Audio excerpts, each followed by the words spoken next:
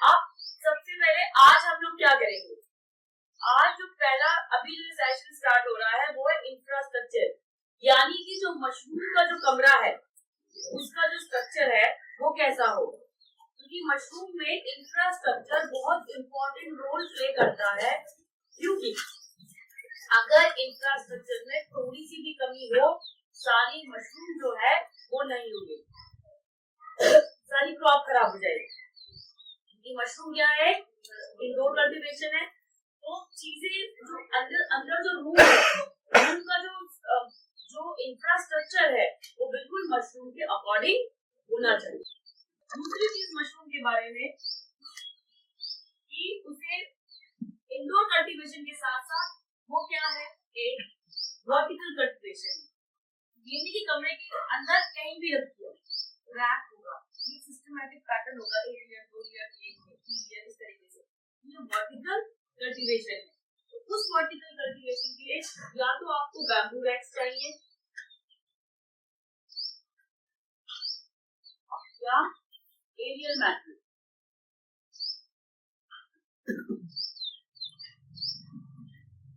Aerial method को hanging method भी बोलते हैं। मैम चेयर है, एरियल मेथड को हैंगिंग मेथड भी बोलते हैं। तीसरी चीज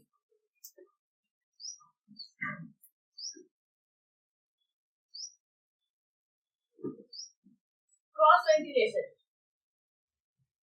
ये तीनों पॉइंट्स आप नोट कर लीजिए, उसके बाद में आपको एलोबरेट करके समझाऊंगी। पहला रूम चाहिए, इंफ्रास्ट्रक्चर में सबसे पहले जिस पॉइंट को आपका ख्याल रखना वो है रूम। दूसरा बैम्बू रैक्स या एरियल मेथड, बैम्बू रैक्स तो बांस के रैक होगी, एरियल मेथड क्या होता है, नायलॉन की रस्सी से हम एक छीका टाइप का बनाते हैं, हैंगिंग मेथड भी बोलते हैं इसको। और तीसरा क्रॉस वेंटिलेशन, ये तीन चाहिए।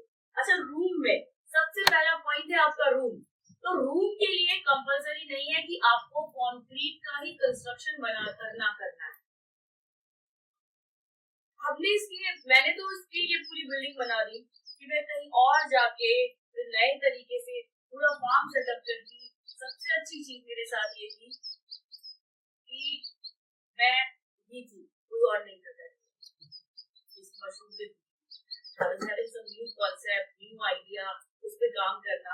I was the only one, but the worst part was कि I was the only one इस टाइम, और कोई नहीं था, तो बताने वाला भी कोई नहीं था। वो एक बड़ा क्वेश्चन मार्क था, तो इस वजह से ये बता दिया कि कभी कोई प्रॉफिट नहीं हुआ तो घर रहने तो आ जाएंगे, है ना, इस वजह से। बट ऐसा कंपल्सरी नहीं है कि आपको कॉन्फ्लिक्ट बनाना है, फिर भी आप इससे लर्निंग ले सकते हो।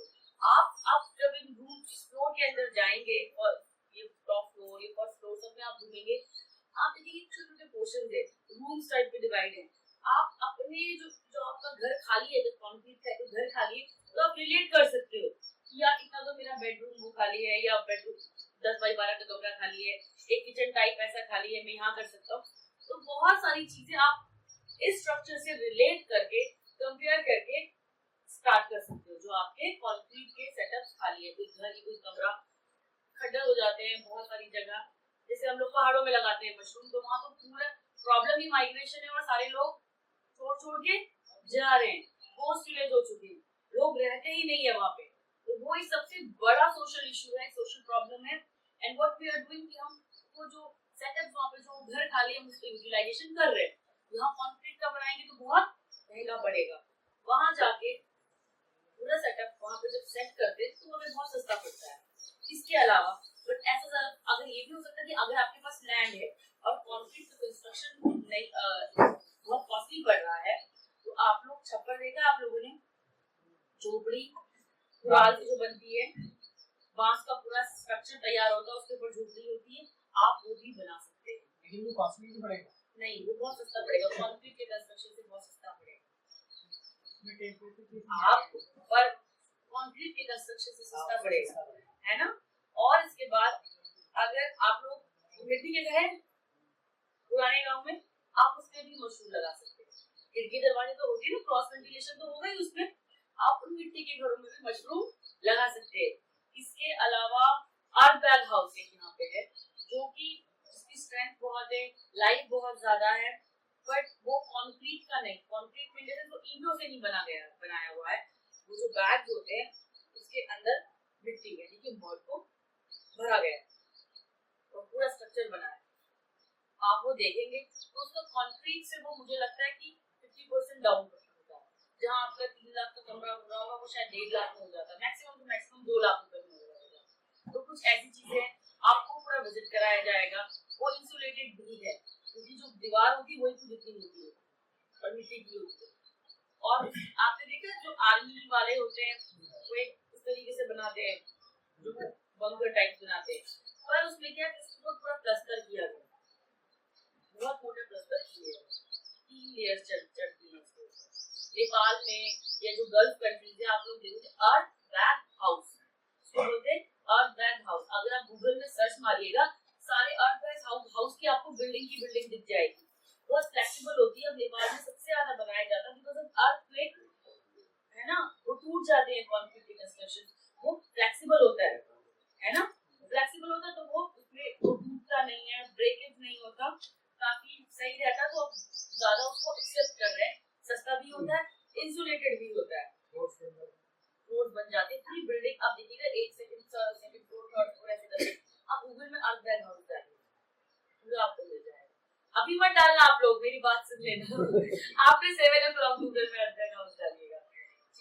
इंफ्रास्ट्रक्चर की अगर आप बात करोगे तो इम्पोर्टेंट क्या है, मशरूम एक इंडोर कल्टीवेशन है यानी कि कमरे के अंदर की जाने वाली खेती है जिसके लिए कि आपको 4 दीवार और एक छत चाहिए। अब आप कैसे भी बना सकते हो, बस हाँ कहीं कहीं क्या टीन शेड वगैरह के लोग बना देते हैं। टीन शेड में क्या होगा, एकदम से गर्म होगा और एकदम से ठंडा होगा। अब पहाड़ों में क्या है, उत्तराखंड में हिली एरियाज में कि आपदा के बाद यहाँ पे बहुत टीन शेड्स बनाए, सरकार ने बनाए, एनजीओ ने बनाए।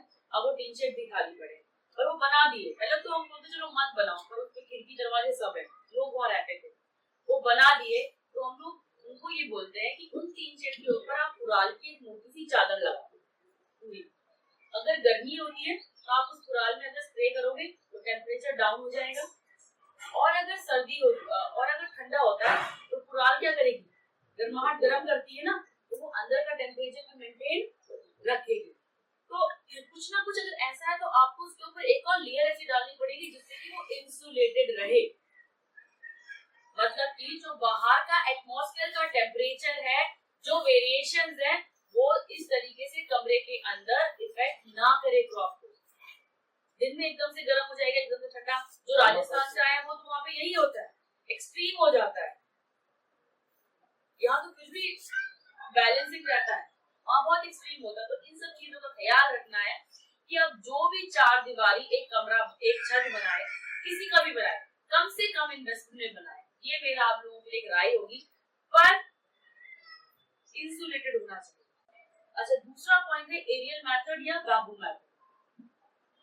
मशरूम एक वर्टिकल कल्टीवेशन है जैसा बताया, पर उसमें सबसे इंपॉर्टेंट है कि उसमें या तो कुछ अब फैक्ट्रीज क्या करती है, जैसे मैंने आपको रैक्स बताया या एरियल मेथड बताया, बैम्बू मेथड। रैक्स बैम्बू के फैक्ट्रीज जो इंडस्ट्रीज है, मशरूम इंडस्ट्रीज जो है वो बैम्बू के रैक्स नहीं यूज करती है।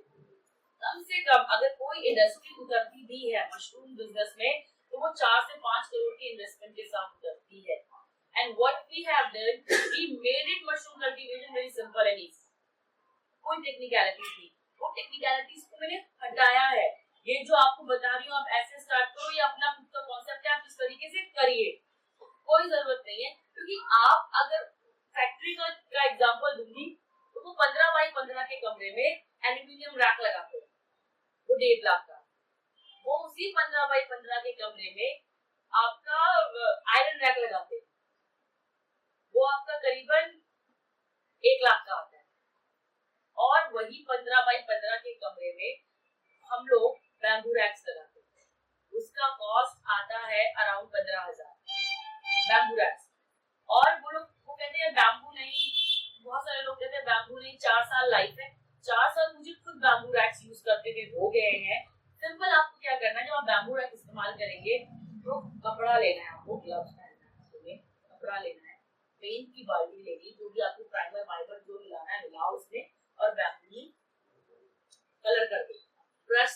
नहीं होगा बैम्बू, उस कपड़े से कलर करें, बहुत इजी और बहुत जल्दी हो जाएगा। उसके बाद हम लोग हर साल ये कलर करते रहते हैं और 4 साल हो गए, अभी भी मुझे लगता है कि 7-8 साल और मेरे रैक्स चलेंगे, उनकी लाइफ अभी और स्ट्रॉन्ग है। अब जिस तरीके से हमने यहाँ पे आयरन रैक्स इस्तेमाल करे, मेरा खुद का भी एक 10x10 का एक रूम है और मैंने वहां पे एसएस के रैक बनाए हैं, फुल्ली एसएस रैक। तो 10x10 के रूम में अभी भी स्पेस बचता है। मैं एग्जांपल दे रही हूँ, वो फैक्ट्रीज क्या करती है, जो मैंने एक्चुअली हम लोग लैब में ये चीजें इस्तेमाल नहीं कर सकते, लैब में तो हमें बहुत ही एक टेक्निकल पैरामीटर होता है, उसको चलना पड़ता है।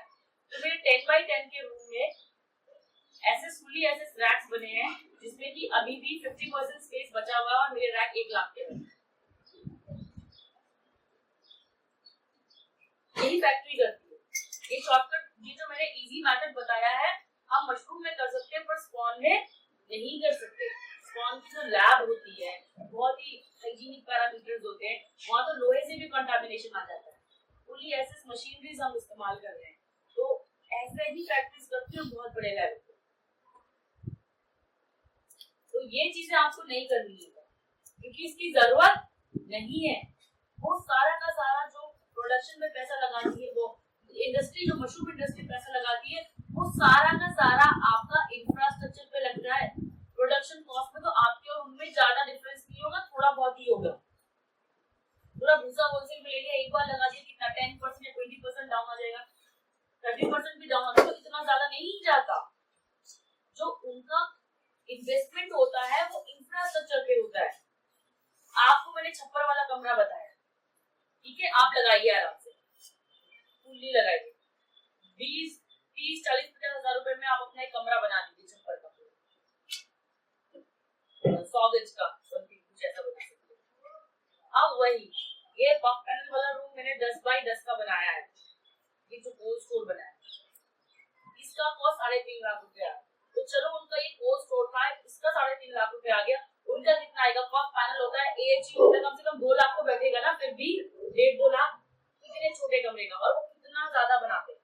तो वो कंपेयर करिए ना, जो आपका हार्डली 30-40-50,000 में हो रहा है, वो उनका कम से कम रैक मिला के 5 लाख बैठता है। कंपेयर करिए ना, कॉस्टिंग को निकालेंगे 50,000 और 5 लाख को, तो आपको वो चीजें नहीं करनी है क्योंकि भूसा, बीज, एवरीथिंग। और ऐसा नहीं कि एल्यूमिनियम रैक में मशरूम बहुत ज्यादा निकलेगी और बैम्बू रैक में अच्छी नहीं निकलेगी, क्वालिटी एकदम सेम रहती है। तो आपको इतना हैवी इन्वेस्टमेंट करने की जरूरत नहीं है मशरूम प्रोडक्शन में। आयरन में प्रॉपर यूटिलाइजेशन हो जाता है। किसने बोला? जरूरी नहीं है। क्या? मैं मैं तभी तो एसएस रैक इस्तेमाल कर रही हूँ। और स्पॉन प्रोडक्शन में इतना कुछ जाने की जरूरत नहीं है आपको। कितना मेरे उसमें कंटामिनेशन आ गया, कितनी डिजीज आ गई। पेंट करते हैं ना उसके ऊपर, जब पेंट करते हैं तो रूम में जो ह्यूमिडिटी हम मेंटेन करते हैं वो रैक्स एब्जॉर्ब नहीं करते हैं, तो प्रॉपर उसका स्टेरिलाइजेशन होता है, कमरे का भी स्टेरिलाइजेशन होता है। अगर मैं उन बैम्बू रैक्स में पेंट नहीं करूंगी तो प्रॉब्लम आएगी। आप बैम्बू रैक हटा दीजिए, आप नॉर्मली आप बैम्बू रैक के बदले आप एरियल मेथड, हाँ इसके बदले एरियल मेथड करो। 15 बाई 15 के कमरे में बैम्बू रैक का जो कॉस्टिंग आ रहा है वो 15,000 आ रहा है ना, आप एरियल मेथड करो, हैंगिंग मेथड, नायलॉन की रस्सियां टांग दो, 5,000 रुपए आएगा। आपको इतना महंगा करने की जरूरत ही नहीं है। हम लोग तो ज्यादातर अब एरियल मेथड ही करते हैं, कोई पेंट वेंट करने का कोई चक्कर नहीं है। एक बार एक बैम्बू टांगा या प्रॉपर स्टेरिलाइजेशन वालों ने आयरन की रॉड टांग दी, ठीक है ना, और उस पे आपने नायलॉन की रोप्स लगा दी और सरिया बांधने वाली जो वायर आती है वो बांधा आपने और उसके ऊपर ब्लैक टेप लगा दी, ताकि जो वायर होती है वो बहुत शार्प होती है, कभी कपड़े में लग जाती है, बॉडी में लग जाती है, कट ना जाए, उसके ऊपर आपने टेप लगा दिया। बिजली वाला टेप आता है ना काले रंग का, लाल काला पीला जो भी होगा, आपने कुछ भी टेप लगा दिया, सिंपल। बट इस रैक में भी ऐसा नहीं कि आपका जो मन किया आपने रैक का वो साइज रख दिया। मशरूम में कल भी बोला था, आज भी आप लोगों को कह रही हूँ, इसमें कोई भी ऐसी चीज नहीं है कि मेरा मन किया और मैंने ऐसा कर दिया। पहली, अब मैंने आपको बैम्बू रैक्स बताया है, तो अब वो बैम्बू रैक्स कैसे बनेंगे? आपका कमरा है, एक अगर आपने उस कमरे में बैम्बू रैक बनाया, एक रैक यहाँ, एक रैक यहाँ, एक रैक में, तो एक रैक से दूसरे रैक के जो बीच का डिफरेंस होगा वो 2.5 फीट का होगा। मैं बना देती हूँ, आप लोग नोट कर लीजिए।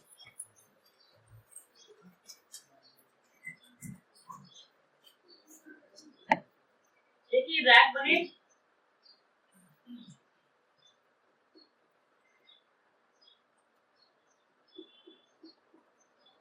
एक रैक से दूसरे रैक का डिफरेंस 2.5 फीट।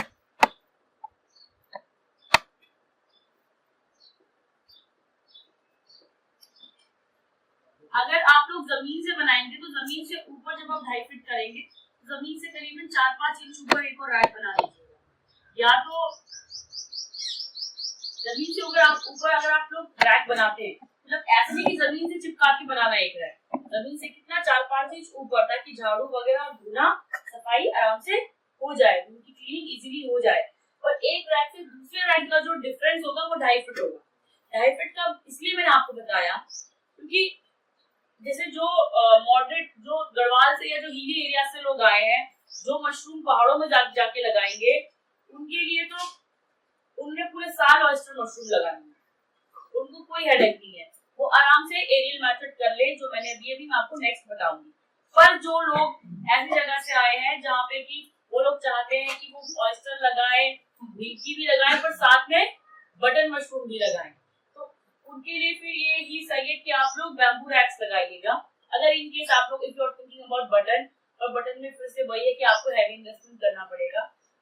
पर हाँ, अगर अपना भूसा है तो काफी प्रॉफिट होता है, हमें तो खरीदना पड़ता है, बहुत सारे पैरामीटर्स है, अंदर तो घुसना पड़ता है, बटन में जाना पड़ेगा तो अपना कुछ तो कंपोस्ट बनाना पड़ेगा और बिजनेस स्टार्ट करेगा, फिर भी इन्वेस्टमेंट इसमें करना पड़ेगा।